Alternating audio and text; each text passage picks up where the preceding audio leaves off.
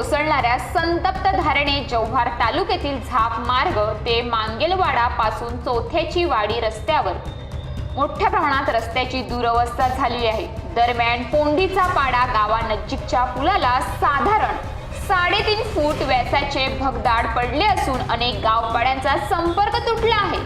भगदाड मोठे असले तरी पाणी साठते म्हणून अपघाताची शक्यता वाढली आहे। गेल्या काही वर्षभरापासून एस आकाराच्या वळणात रस्ता खचला आहे, परंतु त्यावर अद्याप कोणतीही उपाययोजना करण्यात आलेली नाही।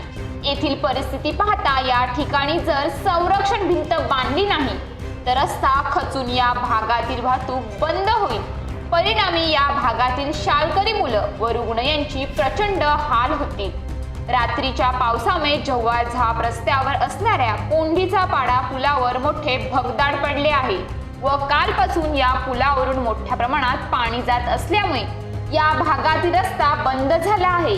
यामुळे या भागातील 5 ग्रामपंचायत, 1 प्राथमिक आरोग्य केंद्र, 8 पथके, 2 आश्रमशाळा, 35 जिल्हा परिषद शाळांचा मार्ग बंद झाल्याने विद्यार्थ्यांच्या शिक्षणाचे 3 तेरा झाले आहेत। गेल्या अनेक दशकापासून ही समस्या असताना लोकप्रतिनिधी मूग गिळून गप्प आहेत। या आदिवासी जनतेला कोण न्याय देईल?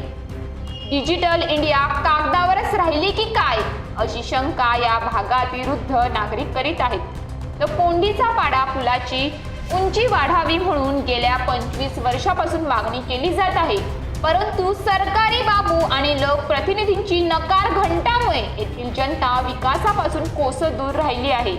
पायाभूत सुविधेकरिता साधा रस्ता या भागात बनवता येत नाही, ही खेदाची बाब आहे, असे कोळाळे ग्रामपंचायतीच्या सदस्या वंदना ठोबरे म्हणाल्या। 23 जुलैला सार्वजनिक बांधकाम विभाग जव्हार, तहसीलदार कार्यालय जव्हार, गट विकास अधिकारी पंचायत समिती यांना पोंडीचा पाडा येथील पुलाच्या समस्येबाबत निवेदन दिले आहे।